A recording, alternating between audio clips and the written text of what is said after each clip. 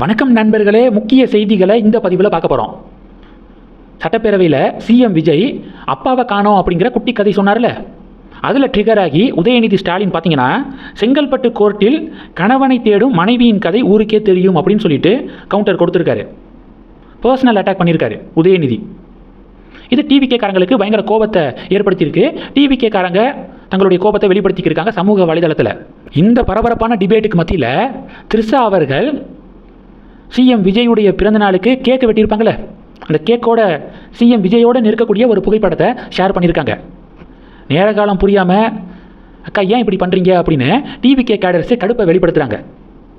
என்ன நடந்துக்கிருக்கு சோசியல் மீடியாவில், எப்படிப்பட்ட டிபேட் நடந்துக்கிருக்கு, நீங்கள் இந்த நேரத்தில் இந்த போஸ்ட்டை போடாமல் இருந்திருக்கலாம் அப்படின்னு டிவிகே கேடர் சொல்கிறத கவனிக்க முடியுது.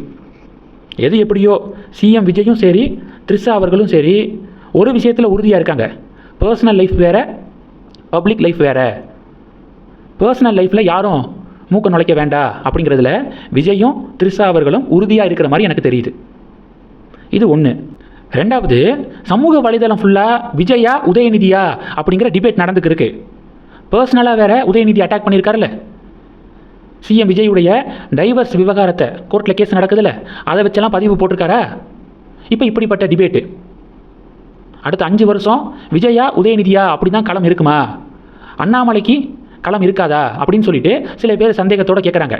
எனக்கு என்ன தோணுதுன்னா, டிஎம்கே என்ன பேசினாலும் நியூட்ரல் பீப்புளுடைய அந்த ஆதரவை டிஎம்கே இனி மறுபடியும் பெற முடியாது அப்படின்னு தான் எனக்கு தோணுது. ஏன்னா லாஸ்ட் 5 இயர்ஸு அந்த அளவுக்கு ஆன்டி இன்கம்பன்சி டிஎம்கே ஆட்சி மேலே உருவானுச்சு.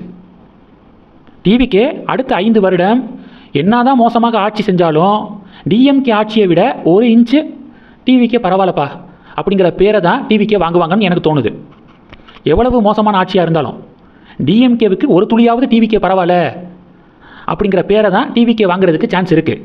அதனால் டெஃபினட்டாக டிவிகேவுக்கு மாற்று மறுபடியும் டிஎம்கே அப்படின்னு மக்கள் போக மாட்டாங்க. அண்ணாமலை இப்போ தான் இயக்கம் தொடங்கியிருக்காரு. அவர் அரசியல் கட்சியை ஆரம்பித்தோன்னே எலெக்ஷன் கமிஷனில் அதற்கான வேலைகளை தொடங்கியிருக்காரு, கட்சியை ரிஜிஸ்டர் பண்ணுறதுக்கு. அவருடைய பொலிட்டிக்கல் பார்ட்டியை டெஃபினட்டாக கவனிக்கணும், மக்கள் கவனிப்பாங்க.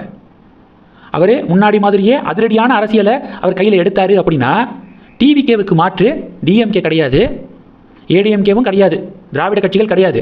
டிவிகேவுக்கு மாற்று அண்ணாமலையுடைய பார்ட்டி தான் அப்படின்னு அண்ணாமலை பக்கம் தான் நகருவாங்கன்னு எனக்கு தோணுது. இனி எந்த காலமோ நியூட்ரல் ஆடியன்ஸுடைய காமன் பீப்புளுடைய வாக்குகளை டிஎம்கே பெற முடியாது.